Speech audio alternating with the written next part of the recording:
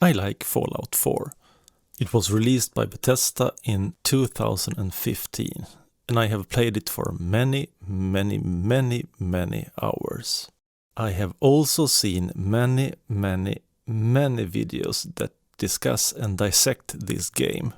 For example, I find Joseph Anderson's perspectives on Fallout 4's gameplay loop and its illogical main quest line especially illuminating. I highly recommend you check those videos out. I agree with all of them, and I also think that what I will propose in this video would solve most of the issues that Anderson identifies. Just as Mr. Anderson before me, my Fallout 4 experience is that the world is packed with great exploring options, but the overall story doesn't make much sense. It has several parts that I really enjoy, especially base building, but unfortunately the sum is lesser than its parts.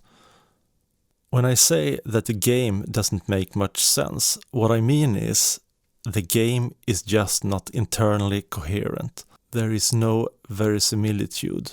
Nothing in the Fallout 4 game world is dependent of or interlacing with other things. Others, such as Joseph Anderson, have, for example, already commented on the impossibleness of the game taking place 210 years after the nuclear detonations, given how intact or untouched some of the structures are. Man, I don't know who you are, but your timing's impeccable. Preston Garvey, Commonwealth Minuteman. There is also a lack of dialogue options and consequences from your actions. These are easy fixes, and Anderson identifies the most of them, so I won't comment any more on them in this video. The phenomenon I want to address in this video is in the same vicinity as the Closer Looks video, The Terrible Problem with Skyrim's Magic. The Closer Look discusses the magical system of Skyrim. There are about 100 spells, and nowhere in the game world are there evidence of any in-world consequences of said magic. For example, if there is simple magical ways of escaping a prison cell, the law would have developed means of incarcerate magicians, but there is none. Bethesda's world building and story loop creates the same problems in Fallout 4. But this time it's not just magic, it's the whole game. In this video I will address 5 core issues the post-nuclear world of Boston doesn't properly address in the world building, and the 5 story fixes that would not only solve some of the problems with the lack of internal realism, but I suggest that this will also increase the replayability of Fallout 4 immensely, at least in my humble opinion. In the article A Theory of Human Motivation from 1943, Maslow suggests that there are significant needs within any person and therefore within a population.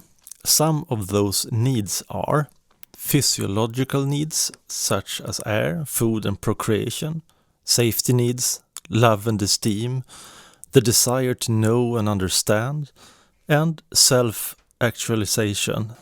In this article, and ever since, there have been a debate regarding the number, order and definitions of these needs, but that is not really important for this video. The important thing is, people have needs, whether there are 5 or 10 of them. For the sake of not making this video a discussion on human basic needs, let's take these 5. Food, safety, procreation, knowledge and culture. All these are present in the Fallout 4 Commonwealth, but they do not affect the Commonwealth, and even less the player, or the gameplay loop. And that is because they are not internally consistent, so let's examine them from a Fallout 4 perspective.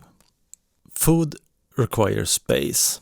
Therefore, the size of Diamond City, the jewel of the Commonwealth, doesn't make much sense.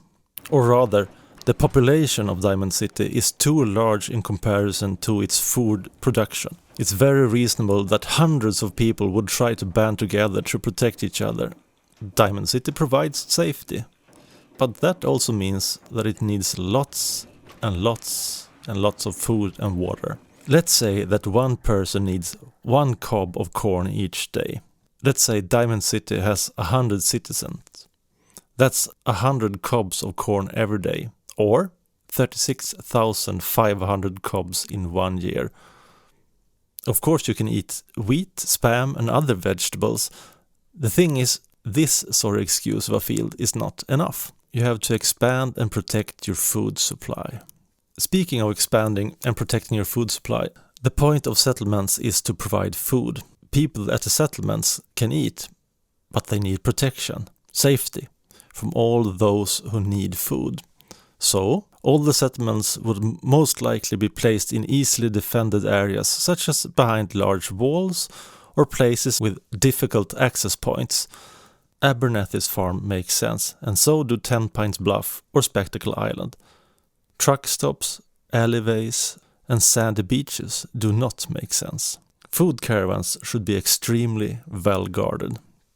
I'm sure there is some legal and proved reasons that games often avoids the different concepts of creation and function of children. But seriously, people need to multiply. And yet, in Fallout 4, there are like a handful of essential child characters and a few school groups of 10-year-olds. No babies except the infant Sean. Now, in 240 years, to get that far in harsh environment, you need to multiply as crazy. Yet, there are not one pregnant belly in sight. There is a quest where you can return a Deathclaw egg to a Deathclaw mother. Why not instead make healthcare for mothers a significant part of the story? Why not securing equipment or knowledge from an old maternity ward to ensure the survival of the human species? And speaking of old world knowledge, once you have food and shelter, you would want to know how to increase your chances of survival. Therefore, you soon will start to gather information on everything. In Fallout 4, there are books littered all over the place, and nobody has collected them for over 200 years. If the C-word virus have taught us anything, it is that in a bleak environment, culture is essential, lest we all go crazy. Books are a part of it, but also music, film, theater, or at least some violent entertainment. The formation and expansion of a culture is a sign of prosperity and growth as a society. There is music, theater groups, radio people scattered throughout the Commonwealth, but why are they scattered and not present in areas where people actually are? Or, when they are in populated areas, why are there no people listening to them? With these 5 basic needs in mind, I will now propose 5 easy fixes for Fallout 4 to make a more coherent and replayable game. The first fix is the origin story of the lone survivor. Instead of a railroaded story in a pre-war suburb, the lone survivor wakes up from the freezer. Who is she or he? The game doesn't tell you. This will rather be defined through player dialogue choices during the game. You know, like role-playing. Since the developers already seem so keen on making the 4 dialogue options leading to the same outcome, why not make choices different options of retelling the lone survivor's backstory instead? At the start of the game, you choose a trait that might give a clue on who the lone survivor was before being put in the freezer. Instead of the classic strength, perception, endurance, luck, etc., you have handyman, buff, charming, educated, or expressive. After some gameplay introduction and a few dead red roaches, you stumble out of the shelter and you find Sanctuary. The Minutemen are already there. They give a brief exposition dump of the state of the world after bombs fell, and you soon realize that the Minutemen are idealistic, brave, and kind, but not especially bright or organized. They tell you that they are fending off raiders and gunners and crazy amounts of mutated wildlife. If you stay to help them with a few side quests, you will soon realize that Preston Garvey is kind of useless. He has a noble heart and truly wants to help, but that is pretty much what he's good at. Luckily, Garvey also tells you that they once in every radioactive rain takes some of their produce and loot from the raiders and travel to Diamond City. The Minutemen really can't speak highly enough of it. They will tell you that Diamond City is the only place to trade the good stuff. And even more importantly, it is the most civilized place in the Commonwealth. It has a research station, a library, a fighting pit, and it even has a radio station. And when the weather is clear and there is no radioactivity in the air, they can listen to some of the 10 songs that the station has. And lo and behold, every time the weather is fine, your Pip-Boy can receive music and hear the voice of some tired young radio announcer fed up on the small repertoire of songs. Anyway, you escort the Minutemen or go by yourself to Diamond City, and it's a large place. It has a football stadium full of crops and a whole Good Neighboring block of culture and commerce. It's basically Diamond City and Good Neighbor combined into one place, because this version of the game will only have one proper city, not two. Once there in the jewel of the Commonwealth, you will meet Piper. And since she is the only one journalist in the place, she will immediately take interest in you and ask about your history before all went atomic. You see, it has been like, 30 years since the war, and most of those who remembers the time before has died or turned into cancerous ghouls. Piper will let you know that all new knowledge is highly sought after. In this version, she is not an Institute conspiracy reporter, but rather more of an explorer of old knowledge. Useful. And Piper will soon let you know that this new civilization craves knowledge to rebuild society, and maybe, find a cure for the horrendous ghoul sickness. Piper also introduces you to the market.